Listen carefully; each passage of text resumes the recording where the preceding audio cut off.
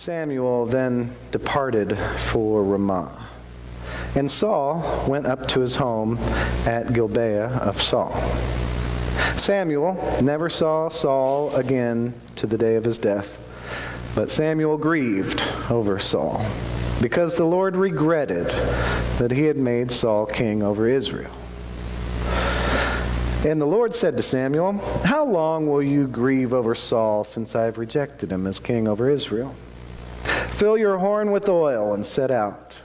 I am sending you to Jesse the Bethlehemite, for I have decided on one of his sons to be king."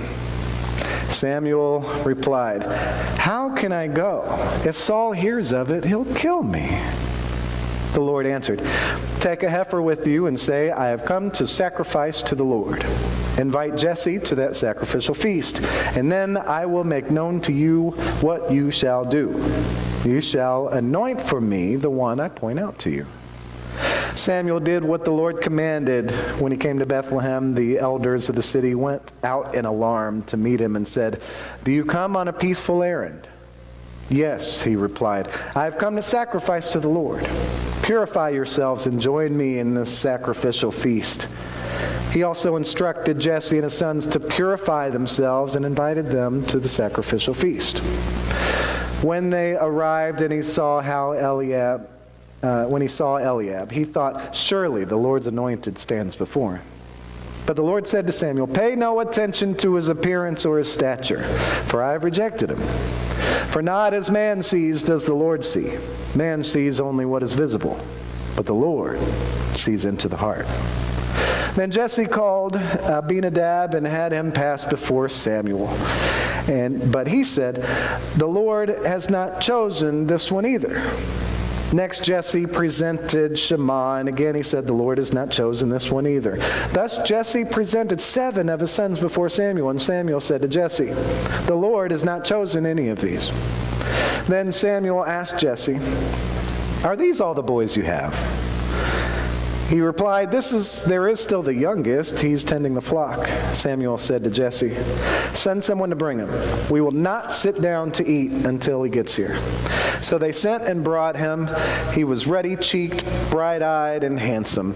And the Lord said, "Rise and anoint him, for this is the one."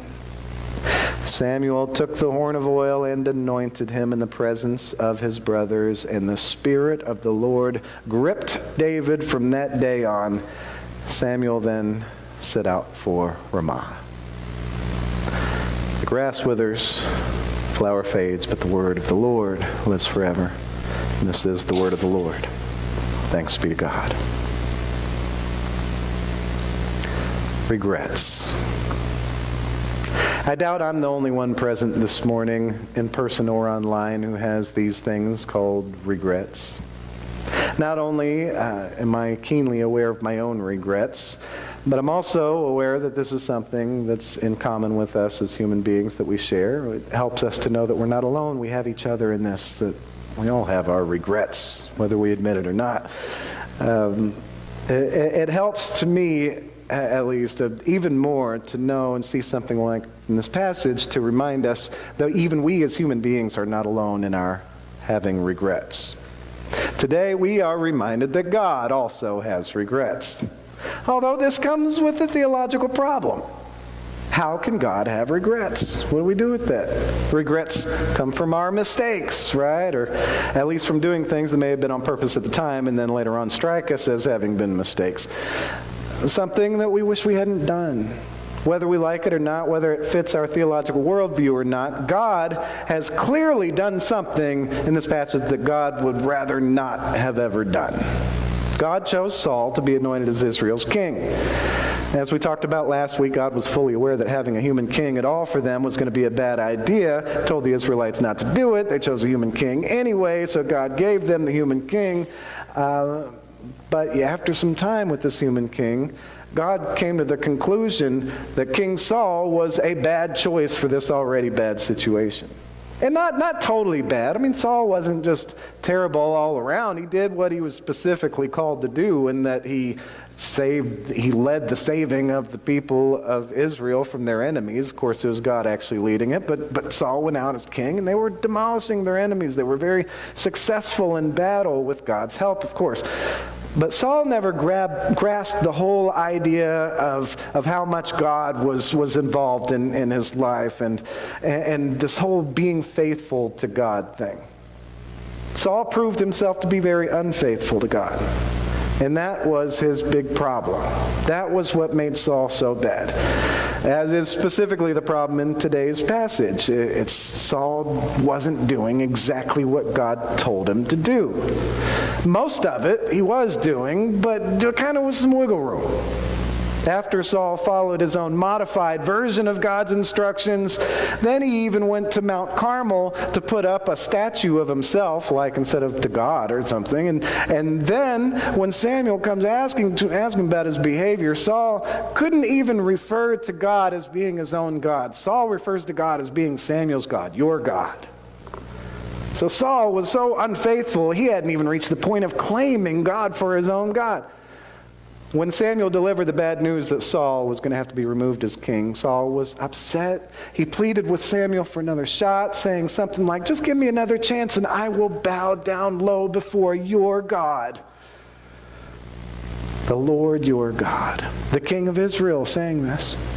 Understandably, Saul was getting full of himself as he was finding success in his role as king. He was starting to make a god out of himself. And this was increasingly frustrating to God, seeing this kind of progress over time. And now Saul had gone too far. This one more time of not following instructions as he was supposed to, a little flagrantly. So God regretted ever choosing Saul. This was the last straw that broke the camel's back. God said, "I regret this. It was a bad idea. This has got to change." What happened with Saul not really following instructions, so what it was about the Amalekites. King Agag of the Amalekites, he led his guys to go attack Israel troops, the Israelites along the road to Egypt.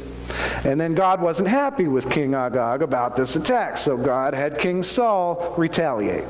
And in this retaliation, the Israelites were kind of supposed to wipe out the Amalekites completely with all their stuff, and that by itself is kind of disturbing, but that's a topic for another day. But Saul doesn't go through with it like he's supposed to. He doesn't follow instructions. However, it wasn't about like a sense of morality, like I want to spare some people or, something we could understand. It was just out of greed. He wanted to spare King Agag and this other stuff because it was like the choice picks. It was like where some money could come from. It was a source of wealth. It was about choosing the spoils of war over what God wanted him to do. So he made this choice. He was disobedient to God for the sake of greed and to become more God-like himself. And all this comes from Saul just lost track completely of his connection with God. He lost track of God's help in his life. He lost track of God's guidance in his life. God being there at all was totally lost on him. Saul's unfaithfulness came out of his disconnect from God. And that's important for us to think about, because as Christians, it's important for us to maintain our connection with God, because that disconnection from God leads to bad things. And he started with good intentions too. When Samuel found him, Saul was young. He was this young, tall, imposing, tough-looking kid, this tough whippersnapper, great choice, ready to learn. He's ready to soak in the word of the Lord, ready to become king as he's being anointed by Samuel. But as he became victorious, rich, and powerful, he lost his way with the Lord, and as a result, God regretted ever choosing him. So plain and simple, right? Long story short, God has regrets too. So if God has regrets, we're made in the image of God, and with our own regrets that build up over the course of life, perhaps this is one of the ways that we're a lot like God and that we share that commonality.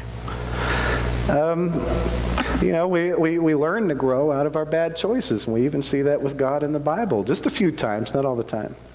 Now, because it's either that or the authors of the Bible simply thought of God in a way that's more personified, and that comes out in how it's written, in which we might contrast with other parts of the Bible where God is less personified and doesn't have these kind of things going on.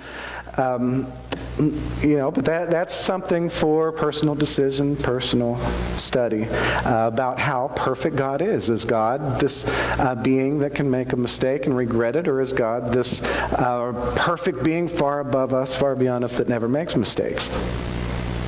Did I just say that God's not perfect?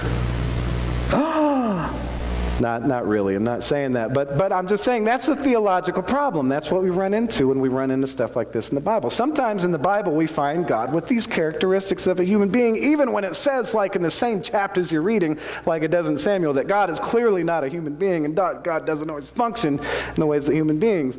And then we find something like this. So it's difficult to wrestle with. God having regret. So what do we do with this situation of God having regret? The situation between God and Samuel and Saul and David. I'm not sure I can give a satisfying answer for everybody about that question of God regretting or God being perfect and not having regrets in the first place or anything like that. Or even about the problem of what it was that Saul was supposed to do when he didn't follow instructions from God. Because what he was supposed to do is pretty disturbing. So I'm not sure I can answer these things satisfactorily. Regardless of that, there is a whole lot for us to gain in what is clear and obvious and presented for us in this passage. What do we do about our regrets? How can we live with ourselves with the things that we've done? Those things that come to mind that we remember that, why did I do that? And then we ask ourselves, what can I do now that the time is already gone? Some of the most poignant examples of this come to mind as we encounter death in our lives. The thoughts, I didn't spend enough time with them. I shouldn't have responded in that way. I shouldn't have said that. I shouldn't have done that. I should have tried harder. I chose poorly in that situation. I should have gotten up. I should have spent more time with them. I should have stopped with them to smell the flowers. You don't know what you have until it's gone, and funerals tend to remind us of that. And although this isn't exactly a story of dying, of Saul dying in this passage, this is kind of what ends up spiraling down into Saul's death, and grief is also mentioned in this passage. So it definitely fits to be reminded of that in this passage as we are in our own lives at funerals. In today's passage, while it's not exactly this funeral teaching, it's dealing with a lot of loss. Saul's loss of his identity and his place in life, leading down to Saul's loss of his total life altogether. It may not be the be-all, end-all of answers to what we do about our regrets in this passage, or it may be. But I think today's passage has a lot to say about us and our regrets and where we go from here. Feeling regret, what does God do? God puts the problem to rest and then moves forward. Our regrets, they may continue as ongoing problems in our lives. Or those regrets may be something in the far distant past that we can't really do anything about anymore. In this case, in the passage, it's an active regret that God is experiencing. Saul being king was still a problem. So God regretted putting him there, and Saul was still king. Something had to be done. So this is like that active kind of regret. And so God put that problem to rest by choosing to reject Saul and looking for a new king. And by the time God revealed this to Samuel, God had already chosen a new king. The choice God makes also carries a lesson of its own that may help us in how we might avoid future regrets. Because the choice God makes highlights the differences between God's first choice and God's second choice, that learning process and choosing better the second time. As with King Saul was this tall, intimidating, perfect guy for a human king to go out in front of you in battle kind of thing. And then there was David, this little scrawny shepherd boy. So small and scrawny, he was assigned to watch the sheep while the rest of the family went to dinner. And this kid, and this person that looked completely the opposite of the perfect human king, was the perfect choice for a king. Because in this guy's heart was the right stuff. In this guy's heart was faithfulness. And of course, ruddy and handsome doesn't hurt either, right, ladies? But he was clearly humble. Saul was humble at the beginning. And it was interesting to see Saul's personality change. It says he was very willing and humble, ready to go from the start. And then as he started to gain success, he started to get too full of himself, making bad choices, not listening to God at all, and totally disregarding even God's presence, other than to win or lose a war. So while Saul was a great choice for the military king, David turned out to be the great choice, not only as the king of Israel, as a people supposed to be faithful to God, but as a great human being. Someone who's mindful and loyal to the one who reigns above, who cares about what's right, humble. And of course we know there's problems with David later on as he became successful and stuff. He had the whole Bathsheba thing. He's not just clear of it all, but what he did was he remembered who was God afterwards. He realized his mistake. He went and prayed and asking for forgiveness over his mistake, trying to put it to rest, trying to go forward in a new way with his God. There's a level of faithfulness that wasn't present at all with Saul. That willingness to deal with our own mistakes, our own regrets, to put the past to rest and move forward. I think that's a lot for us to gain out of this, whether or not all our questions are answered. We've got our regrets in life, so let us not delay in dealing with that stuff, however it needs to be dealt with. Now, of course, that depends on each situation, but if it's something in the past that can't be changed or corrected, we've got to find acceptance in that. Finding acceptance is a powerful way to deal with it, to free us up to be able to move forward in a new direction. Then if it's an ongoing problem that has to be corrected before anybody can move forward, then correct it. Waste no time. And then move forward. Keep pushing.